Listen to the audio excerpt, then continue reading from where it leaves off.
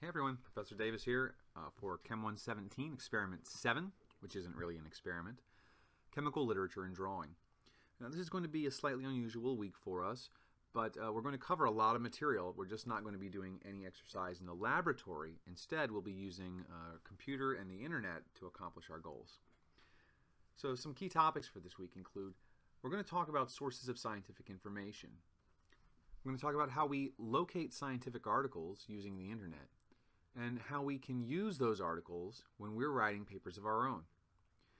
Then we'll move on to talking about chemical drawing and some tools that are available to us. And finally, we'll go over some basic rules of drawing mechanisms, schemes, structures, and those sorts of things.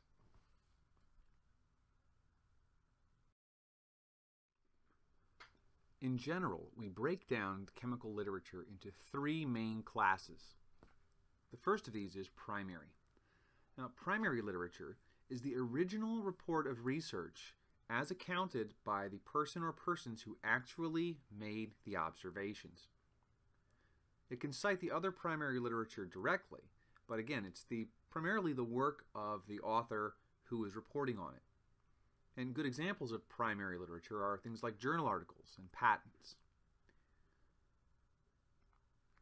Secondary chemical literature contains compiled or reinterpreted information. So it's reporting on the observations of other people, those who did not actually write the paper. They do, however, cite the primary literature directly. And a great example of secondary literature would include things like review articles, handbooks, and some textbooks, though not all. Tertiary chemical literature are what we call general knowledge resources, and they don't cite the primary literature directly. Therefore, the paper trail back to the original account of research is broken, and this is what distinguishes tertiary literature from primary and secondary. Of course, good examples of this would be your organic chemistry textbook or popular encyclopedias. So once again, to distinguish these three classes, primary literature is the original account of the researchers with an intact paper trail to all other references, while secondary is not the original account. It's reinterpreted information, but still contains an intact reference trail back to the original papers. Whereas tertiary is neither of these. It's neither an original account, nor does it have proper referencing to allow us to seek out the original paper by the original author.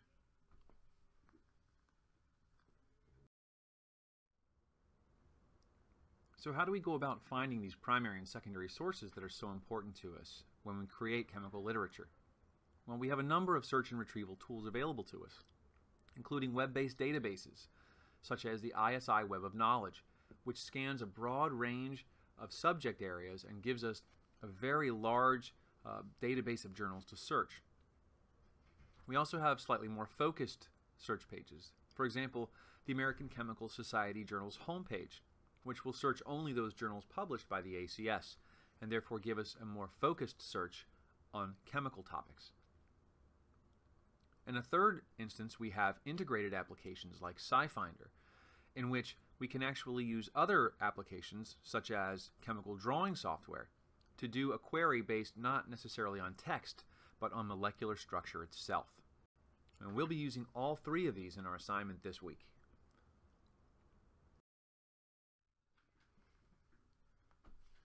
So when do we need to invoke the chemical literature in our writing? Well, the shortest answer to this is that when we rely on the work of someone else to make an argument, we have to give that person proper credit for their original ideas. And there's an example here in the middle of the screen. Let's say that you wrote this in a paper. The solubility of fluorine in methylbenzene has been shown to be 2 times greater at 304 Kelvin than at 283 Kelvin. Now, that's a very specific claim to make, and it implies that someone has made that observation. And since we haven't given our reader any indication that it wasn't us, the obvious implication is that this was our observation. But it wasn't. It was determined by someone else. So instead of simply stating this in our paper, we have to be sure that we give the author who originally made the observation credit. Otherwise, we're plagiarizing them. Even if we have altered the text from the original source, if the idea remains intact, we have to apply proper referencing.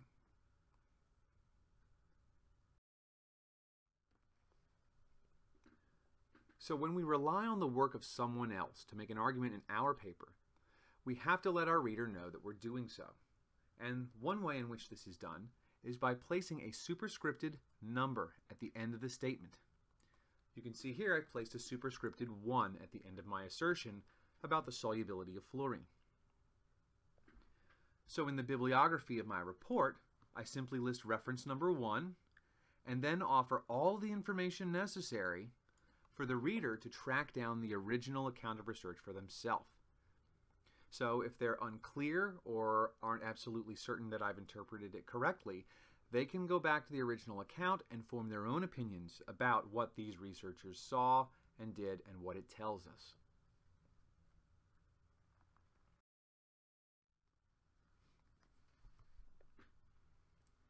Now that we have talked a little bit about how we classify research and also about where we can go to find research papers, how these papers are organized, where the information goes, what each section of the paper is trying to tell us.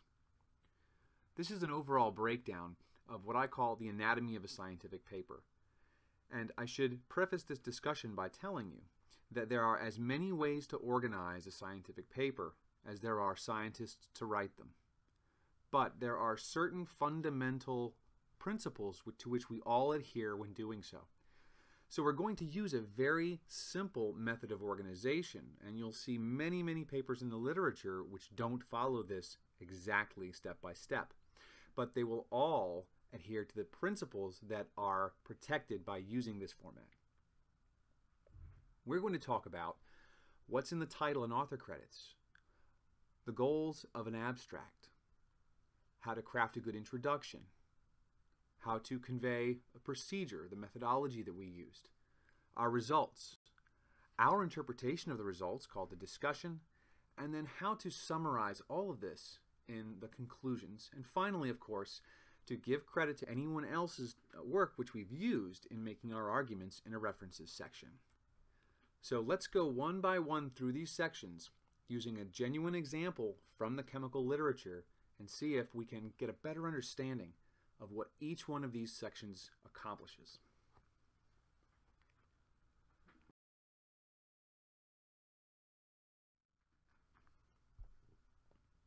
Let's start at the beginning, the title and author credits. You'll notice that in this case we're looking at a journal article from the journal Tetrahedron, a fairly high-level chemistry professional journal. And here we have a title and author credit. The title of this paper is Inhibition Binding Studies of Glycodendromer-Lectin Interactions Using Surface Plasmon Resonance. Not flashy, not cute, but very, very descriptive, and therefore very searchable. Whenever we title a paper, we never go for entertainment value. We only want to state exactly what our study covers so that our study is easy to find. The authors are credited in a very specific order. The order of the author credits always begins with the person who made the greatest contribution to the work. Then they're listed in decreasing order. Now in this case, there was only one additional author besides the principal investigator, so there's only one place for that author's name to be. Christian H. Schlick was the person who went into the lab and did most of the work on this paper. But next comes our exception to the rule, which is the very last name on the paper. This position is preserved for what we call the principal investigator, or PI. So in this case, I can tell that this work was done in the laboratory primarily by Christian Schlick with the guidance of Mary J. Cloninger, who also wrote the grant, obtained the funding, and has the faculty appointment, which made the work possible. One more piece of information that goes into the header is the institutional affiliation. Here we see that this work was done in the Chemistry and Biochemistry building at Montana State University. So Montana State University gave these researchers a place to conduct their research and resources, and clearly deserve some credit for that. So we always have an institutional affiliation associated with our author list.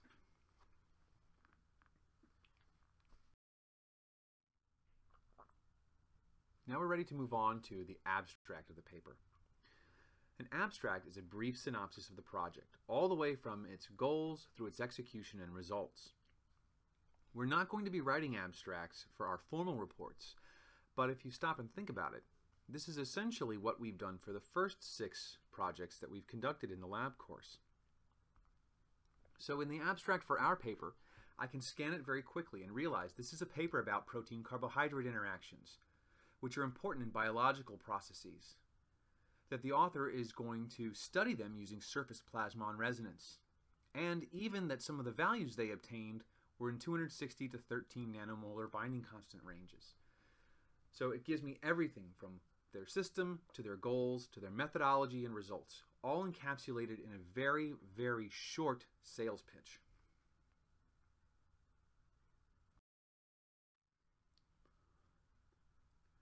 The next part of our paper is the introduction, which is our real setup for the reader to try to convince them to read the rest of the paper. We ask 3 questions during introductions. First, why is this work interesting in the first place? What is it that makes it relevant? Second, do we have a problem that we need to solve? And third, what is the solution that the author is proposing to that problem? If we can succeed in answering these 3 questions, we can usually encourage our reader to stick around and read the rest of our paper. Here you can see the authors state that protein-carbohydrate interactions are the initiating event in intracellular recognition events such as cancer cell aggregation, metastatic spread of cancer, bacterial invasion, fungal and viral adhesion.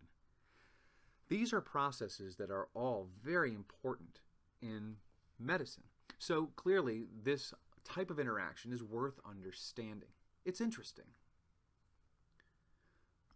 Next, the problem is defined. Traditionally, hemagglutination and precipitation techniques have been used to determine those interactions. Great. But these assays are limited in that they don't provide thermodynamic or kinetic data about interactions. The author has defined a very real problem. There's a shortage of information on this problem, which we've already decided is of interest to us. Finally, the author proposes how they're going to add to our understanding of this very important problem. In this case, surface plasmon resonance provides a valuable technique for accurately analyzing those interactions. So they've convinced me this is interesting because it has to do with infections.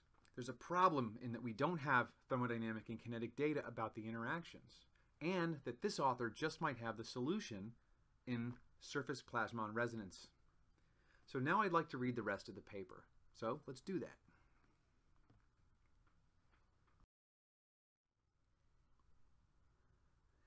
In many cases, the next section of the paper will be the procedure or the materials and methods section. This is where the author tries to explain exactly what they did during the study in a way that would allow another trained researcher to duplicate their work. So the question you have to ask yourself when you're writing your procedure section is, am I giving the information and only the information that a trained scientist needs to reproduce my work in another laboratory somewhere else in the world? You can see here that the authors have used a lot of shorthand. So let's go through what all this means. Notice that the reagents are reported with their weights, volumes, and mole counts cited parenthetically. For this example, they've used a compound called 2,2-azidoethoxyethyl 2346 tetraacetyl alpha-D mannopyranoside. That's a big name. They used 330 milligrams of it in this step of their procedure. And as a courtesy to the reader to make the stoichiometry simple to follow, they've also told us exactly how many millimoles that is.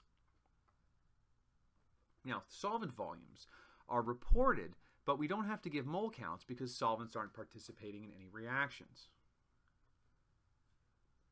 The third thing I'd like you to look at is down here in the second box. You see, they used another molecule called N-ethyl N-prime diethylaminopropylcarbodiamide. Now that's a lot to say, and it's a lot to write every single time. So in this case, the author has chosen to use an abbreviation, EDC. So they write the full name of the compound out, then parenthetically state the abbreviation they'll be using for the rest of the paper. And from this point forward, they can simply refer to N-ethyl N-prime diethylaminopropylcarbodiamide as EDC. This will save a tremendous amount of space in the paper if the author is going to cite this particular reagent over and over again. And finally, I'd like you to notice what's not there. The procedure does not contain mundane details about the procedure, such as the size of the flasks that they used or which corner of the lab they got the reagents from, because this is not useful information to a trained scientist. A trained scientist would know what size beaker to use to heat or manipulate a certain volume of liquid or solid. And furthermore, the reagent locations would be completely meaningless to someone working in a different lab. So it's all about economizing here. We want to get only the information that is required to get another trained scientist to duplicate our work.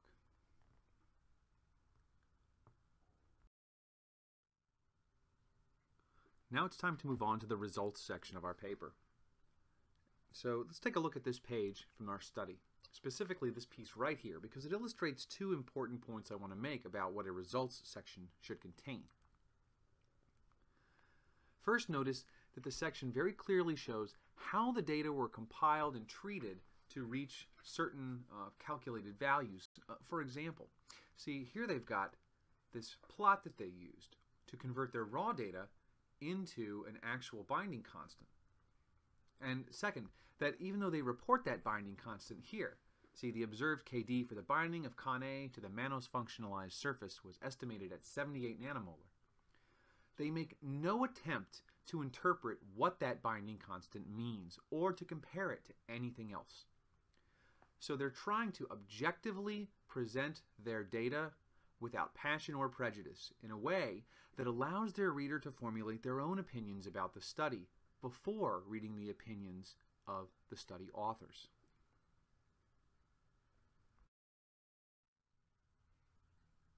Now we've reached the discussion section of our paper, where things are going to start paying off big, because this is where we get to have some fun and inject some critical thinking into the paper. So here's just a small piece of the discussion section from the paper that we're looking at today. And I'd like you to notice a few things. As you read through the entire discussion section, you'll notice the authors are beginning to present suggestions for how to interpret their data. They're not just reporting the raw numbers anymore. They're actually suggesting why the numbers are the way that they are. Notice that when necessary, they invoke other studies and compare and contrast their explanations and observations with those of other authors. And of course that when they do this, they have properly referenced that author's work. Notice that they've also offered their own interpretations. They believe the disparity in the binding constants occurs because Con A is able to bind multiple surface sugars. So they've offered a very specific explanation for why their data are different than something that's been observed previously by another researcher. What you'll also notice as you read through the discussion is that no new data or findings from their study are presented. They have already laid out all of the evidence and data collected in the results section. So while they might invoke another author's results for purposes of comparison and contrast, they will not invoke any new data from their own study at this point.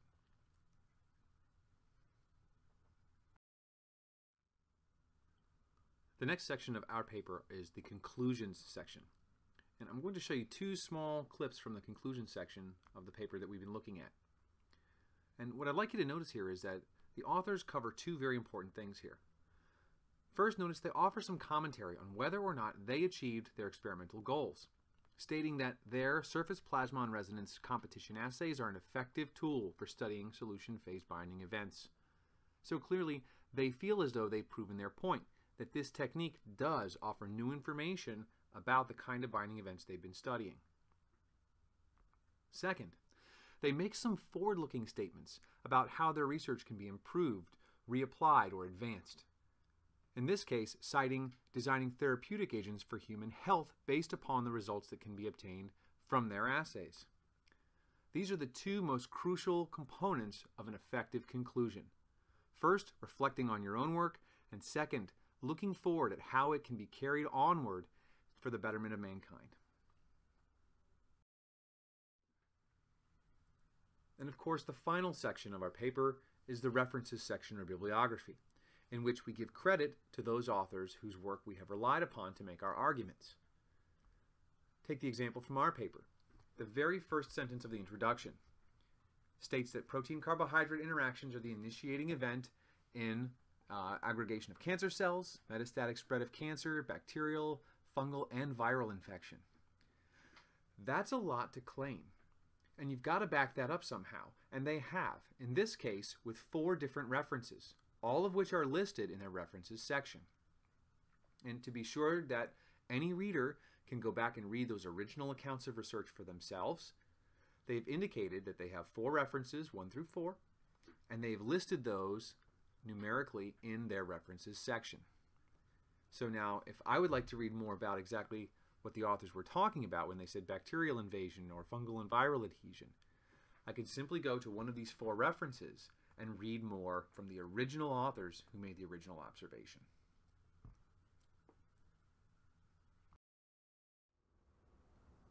At this point, I'd like to take a moment and talk to you about chemical drawing.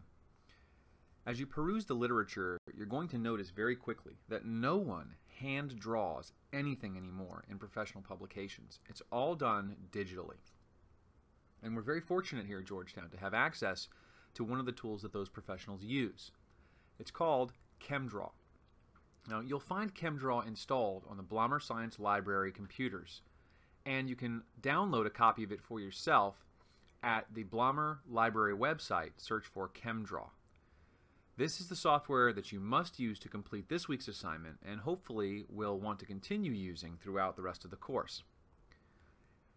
If that doesn't do it for you, once you've completed assignment 7, you can try other drawing softwares as well, including BioviaDraw, which is a freeware. Another free version is called ChemSketch. And if you're a Mac user, you may want to try ChemAxon's product, MarvinSketch, which is Mac compatible as it runs in a Java applet. So again, this week, be sure that you use the CHEMDraw installed in the Blommer Science Library computers or download it to your own. And in subsequent reports, I expect you to use one or a similar product to these chemical drawing softwares to create the images that you use.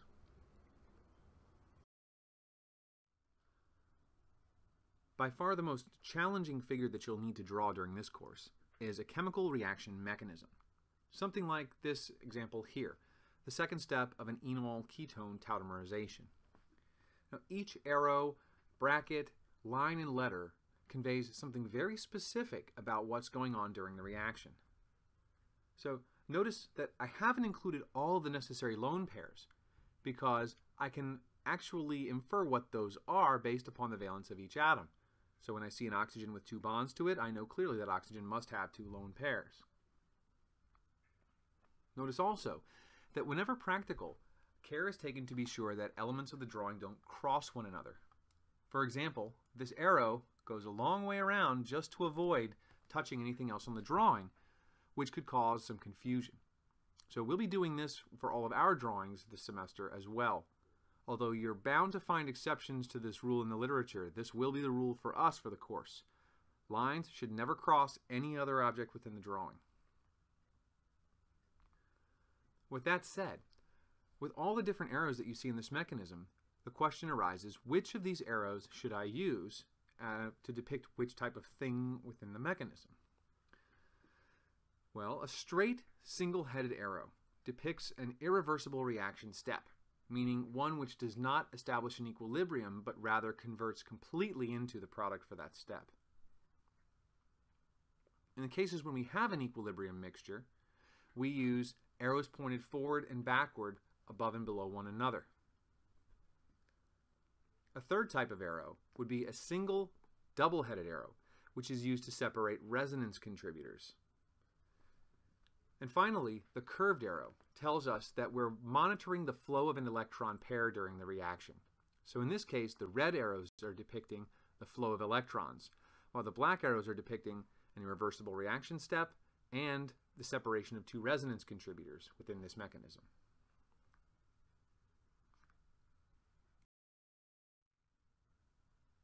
So what exactly do you have to draw for each report for each figure? And the answer is you need to draw whatever is asked for in the procedure for the week. It will specifically call for you to do at least one of these three things: either a mechanism, a scheme, or a structure. Now, mechanisms depict the flow of electrons as a reaction progresses in as much detail as possible, as in this example where we have a secondary alkyl halide being converted into an ether via an SN1 reaction with an alcohol. All arrows showing electron flow and reaction reversibility are present, and all the starting materials, products, byproducts, and intermediates are shown. In the case of a scheme, we show the starting materials and products of a reaction, but we do not show the exact flow of electrons. So in this case, we have the reagents, whether or not the reaction is reversible, depicted by, in this case, a single-headed arrow, meaning that it's irreversible, and products. Finally, when a structure, molecule, or compound is called for, you simply draw that structure as the figure within your report. As we'll see as the year progresses, there are situations which call for each of these three types of drawings. So be prepared to correct or to construct at least one, if not all three of these, for every report that you generate.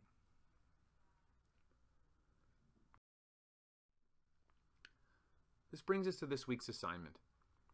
This week, you'll be finding the most cited primary publication by a specific Georgetown chemistry professor using the ISI Web of Knowledge database. You'll type a proper bibliographic entry for that article in JAX style. Second, you'll locate a primary reference for your report for Laboratory 8 by following instructions that are given to you for searching the JAX website. You'll also type a proper bibliographic entry for that article. Third, you'll use some of the online resources that I mentioned earlier in this lecture to answer a few questions regarding specific authors, papers, and citations. And finally, you'll use ChEM117 or AccelerusDraw to create an electronic drawing for use in your CHEM117 Experiment 8 report. So you'll be submitting not only an image that you've created, but also the proprietary ChEM117 formatted file. So for this week, you'll have to use ChEM117 or AccelerusDraw. Although from that point forward, you're welcome to switch to any type of drawing software that you like. That's all for now. So take a look on Blackboard. Be sure that you take your quiz for the fundamentals lecture, which will be posted on Monday afternoon. And also that you get through this week's assignment in time to submit it at the following week's recitation. That's all for now, everybody. I'll see you in the following week.